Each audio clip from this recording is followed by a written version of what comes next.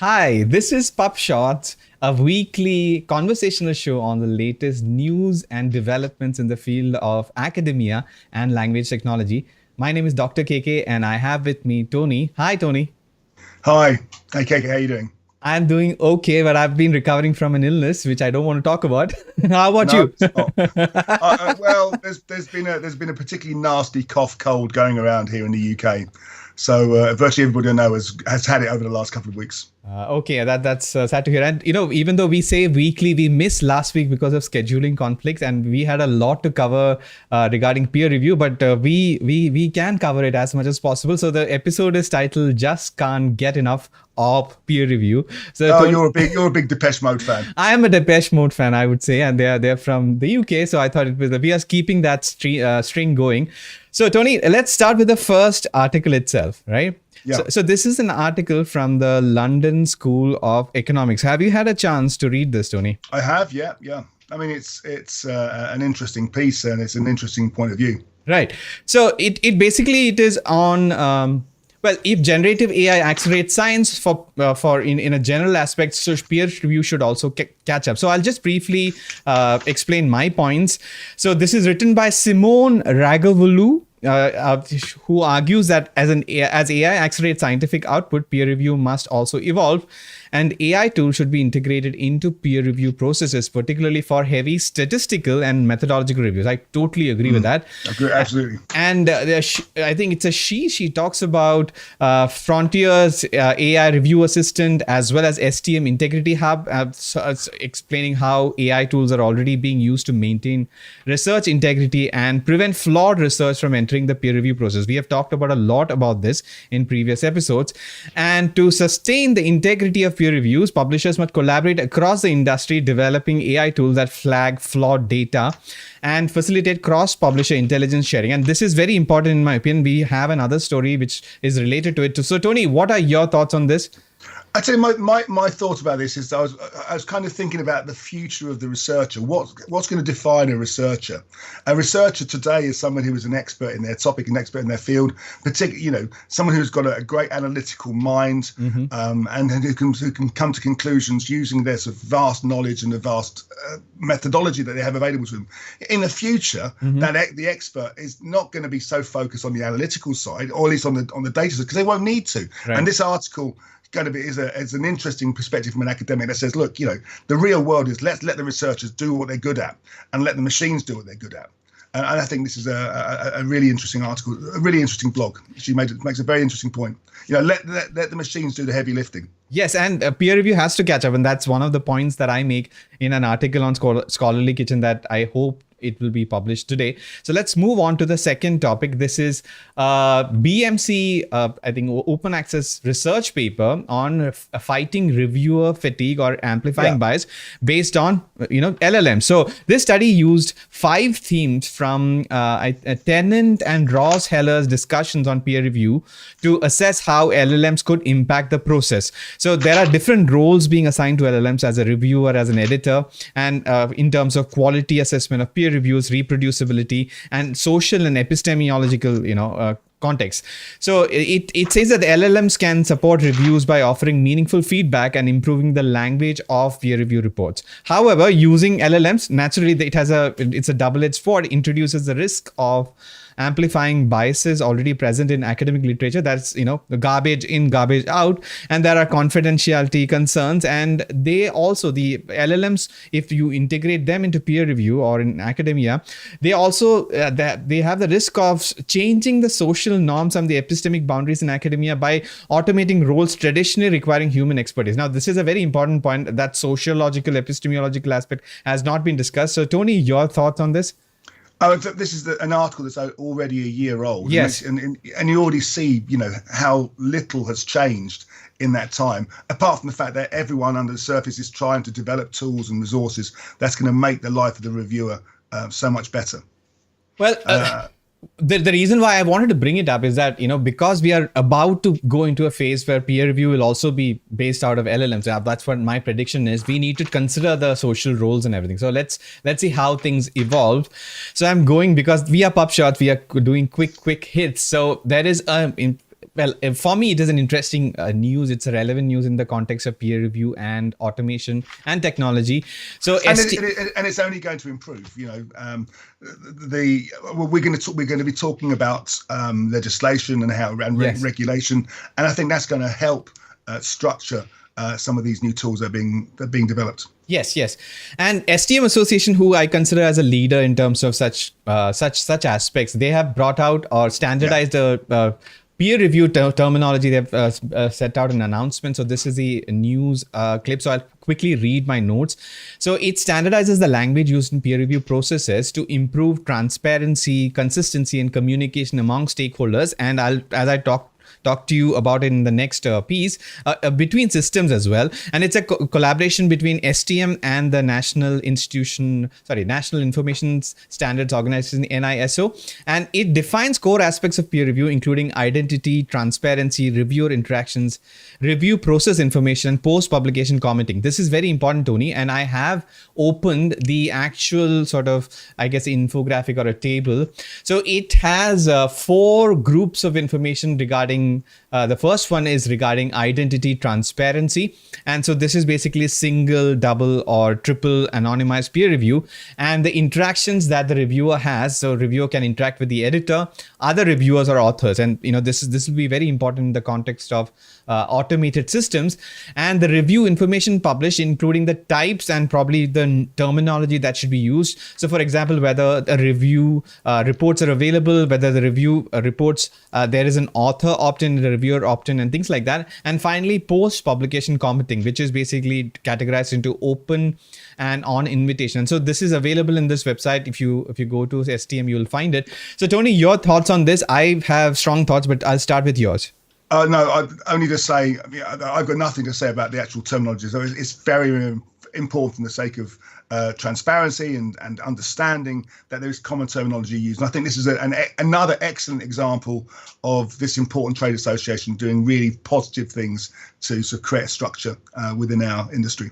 Yes. So the important point that I think I briefly mentioned is that if you have a standardized terminology, then systems can also talk to systems, and there will be cross-platform compatibility. That's what I'm expecting. So cross-publisher, cross-vendor collaboration, and so there is a lot more possibilities of systems talking to each other. And I believe that's very important in terms of automation, especially when peer review has been relatively reluctant in getting into automation. So I'm very excited about it. So Tony, I'm going to I think this is a second last peer review topic. This is a research paper recently published, 25th of September. It is about 2 techniques, basically, I think AI-based techniques used to assess the quality of peer review itself. So the paper is titled Argumentative Peer Review with LLMs.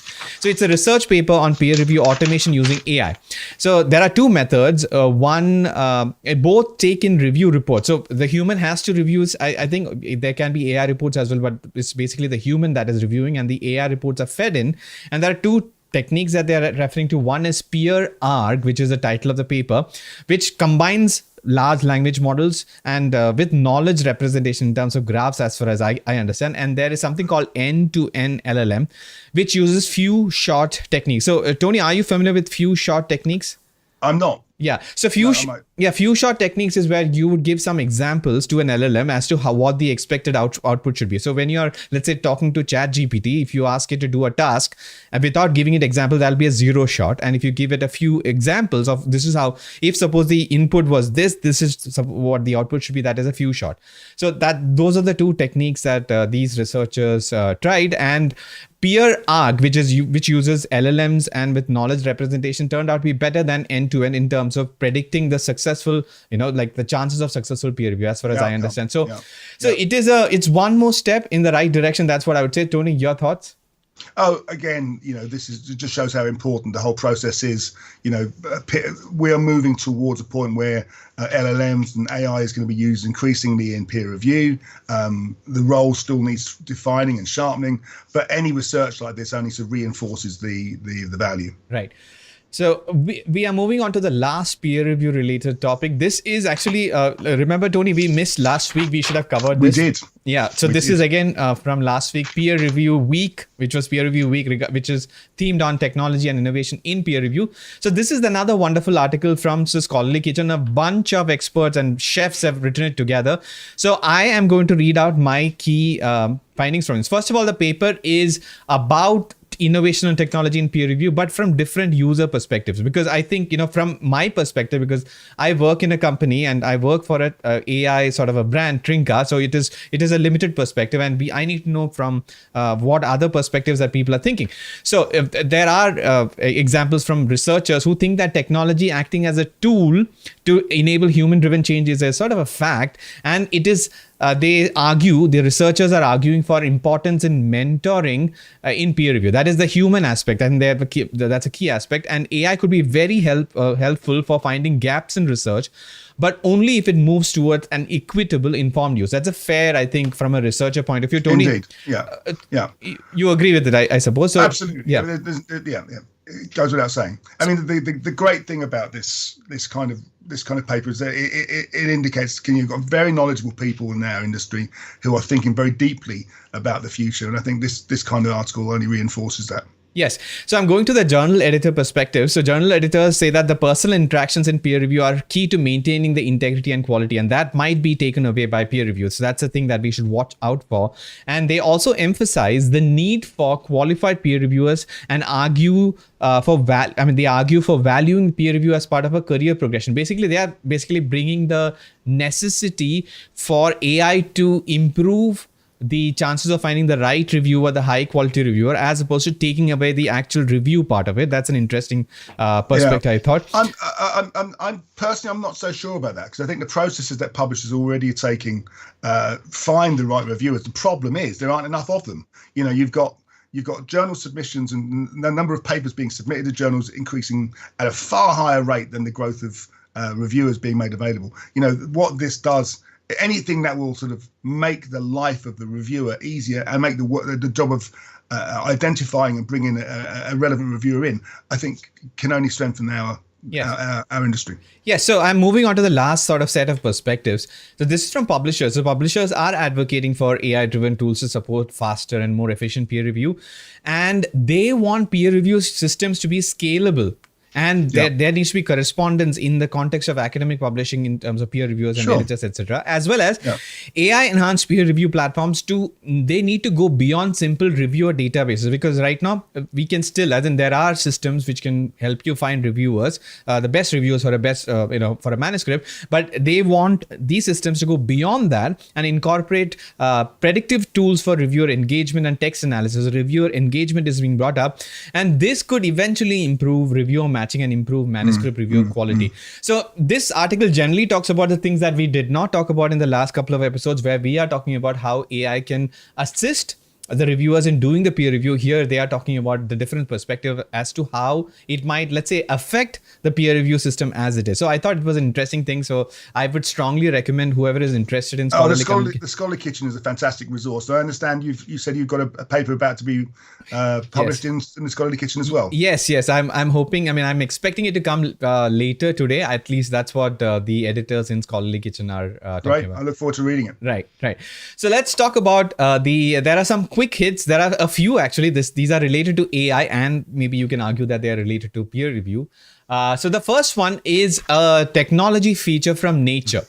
And this is an interesting article. Tony, are you aware of locally deployable large language models? I'm not personally aware of it. I realize it's happening increasingly. You see advertisements now for AI to be run on phones. Yes. And LLMs is the next natural progression. Yes. So this is basically, the article title is "Forget ChatGPT: Why Researchers Now Run Small AIs on Their Laptops." And they're talking about small language models locally deployable. And these are things that researchers are already doing, and so it's a fun thing. So what some of the examples listed are summarization of immune system protein data by using a local language model, then optimization of Microsoft Phi models, like it's a Phi or Phi models in mobile computers or mobile phones. Then the Alibaba Quen model has been used, employed by let's say researchers locally for brainstorming and manuscript review and summarization. So this is something Alibaba is a Chinese AI, I guess, a tennis tech vertical. So I'm not even familiar with this, so I was very interested in it. And I'm familiar with our Mistral model. So Mistral 7B and Llama 3 are being used locally, deployed locally to train on medical records while maintaining patient confidentiality. That's an important aspect in terms of pharma companies. They need to use local secure things so that the information is not leaked out into, let's say, the servers of OpenAI. And I think I have one more thing before I let you talk about it. And there are transcription systems as well for using. So these are all wonderful local use cases, locally deployed use cases. So the reason why I brought it up, Tony, when you talk to publishers, are they worried about researchers using, let's say, public LLMs? The main thing I hear back from publishers and the organizations I speak to is they realize that research is taking place using LLMs. What they want is transparency. They want their authors to be transparent and open about how they've used these LLMs in their research, so that that can be factored in whenever a peer review situation. It's all about openness and transparency. That's really what they want. Right. They're not going to. They don't want to stop. Although it's not to say there's some who are putting maybe some barriers in place, but most publishers will just want the authors to be open and transparent about how they're using LLMs. Yes, I think this is a future, in my opinion. Even in the latest, I guess, Apple computers and Google phones, etc., they have local sort of AI capabilities, and eventually we will all move into secure systems. So that's I think it's a good thing, but there are some bad things, or rather, let's say the questionable things. So this is another article from Nature, which is titled "Do AI Models Produce More Original Ideas Than Researchers?" So this is a study where researchers conducted. It's a year-long study comparing human-generated and AI-generated ideas in the field of natural language processing. Now, I've got a summary from another source actually.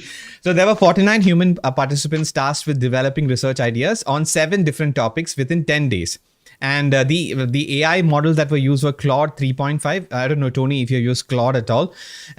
Yeah. So there are so the Claude AI model generated 4,000 ideas on the same topics. And when you compare the AI versus human by 79 reviewers, and these were categorized and scored on novelty, excitement, feasibility, and expected effectiveness, they found out, Tony, I would expect a reaction from you that they found out that AI generated ideas are more novel and more exciting than those generated by human researchers.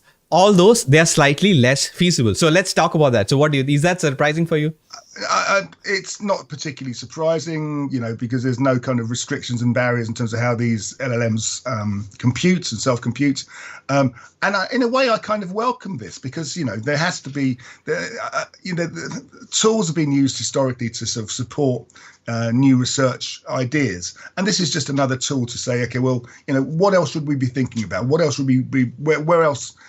If we're going to think outside the box, how far outside the box should we be thinking? So all this is doing is extending to the distance away from the box that the researcher can consider. So I think this is a great thing. Yeah, and the only last point that I have is that the AI's originality seems to diminish over time. As in, when you ask it to do more, its originality seems to keep decreasing. But isn't that down to just how it's been trained? The more you train, the better you train it, the better the predictions will be. It is exactly like that. But at least there are some research studies on seeing. I mean, I think that in terms of brainstorming, AI is LLMs are very powerful, and I think we should, as in researchers, should use that. But there are some lines that they should not cross, and there is a reason why they should not cross it, because there is another article from article from Nature, which is titled "Bigger AI Chatbots Are More Inclined to Spew Nonsense and People Do Not Always Realize." So this is, this is expected. I would imagine the bigger the AI, the more generative capabilities that it has, so it can create stuff. So